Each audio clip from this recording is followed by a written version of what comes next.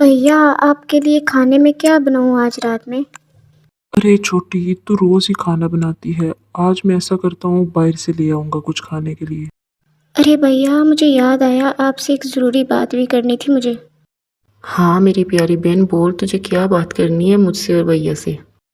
अरे भैया, मैं घर में रहकर अकेली बोर हो जाती हूँ। मैंने अपने लिए भाभियाँ ढूंढ ली हैं।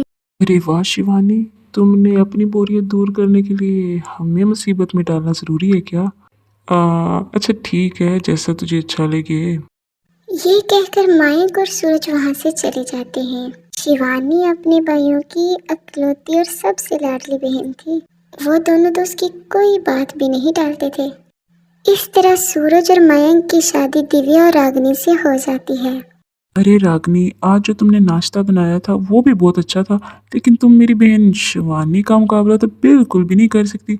उसके मुकाबले में नाश्ता कोई नहीं बना सकता। हाँ सूरज भैया, ये बात तो आपने बिल्कुल ठीक बोली है। ठीक है, आज के बाद शिवानी ही नाश्ता बना दिया करेगी, इसमें क्या है। अरे नहीं नहीं भाभी, आप इनकी बातों का गुस्सा मत करें। शुरू से मैं ही इनके लिए खाना बनाती हूँ, इसलिए ये ऐसा बोल रहे हैं। आपने तो बहुत अच्छा नाश्ता बनाया। ये कहकर रागनी वहाँ से चली जाती है।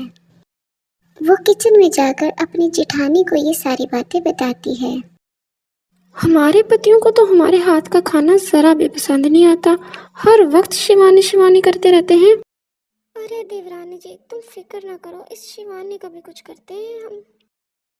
दिव्या, हमें काम के सिलसिले में थोड़ा बाहर जाना है। तुम लोग शिवानी का अच्छे से ख्याल रखना। अरे सूरज जी, आप फिक्र ही ना करें, शिवानी भी आखिर हमारी बहनों की तरह है, अच्छे से ख्याल रखेंगे हम उसका। ये कहकर मायक और सूरज वहाँ से चले जाते हैं। एक दिन शिवानी जब सुबह उठकर अपनी भाभीयों के पास आती है। अरे भाभी, आज आपने नाश्ता नहीं बनाया क्या? नहीं शिवानी, तेरे भैया तो तेरे हाथ के खाने की बहुत तारीफ करते हैं। जा, आज हमारे लिए भी बना के ला दूं। ये कहकर उसकी भाभियां आपस में बातें करना शुरू हो जाती हैं और शिवानी खाना बनाने के लिए किचन में चली जाती है।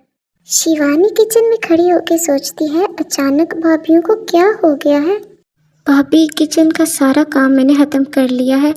कितने दिन हो गए हैं कॉलेज नहीं गई मैं, क्या आज मैं चली जाऊं? किचन को तो साफ कर लिया है, लेकिन ये कमरों की सफाई कौन करेगा? तो कॉलेज को छोड़, जाके कमरों की सफाई कर। बेचारी शिवानी घर का काम करना शुरू हो जाती है। वो कुछ बोल भी नहीं सकती अपनी भाभियों को। एक दिन इसी तरह शिवानी घर का काम कर रही थी और उसकी भाभियां बैठी गप्पे मार रही थी कि सूरज वहां आ जाता है और आते ही गुस्सा करना शुरू हो जाता है। तुम दोनों यहाँ बैठी गप्पे मार रही हो और मेरी बहन अकेली घर का सारा काम कर रही है। ये सुनकर वो दोनों अपनी गर्दनें झुका लेती हैं।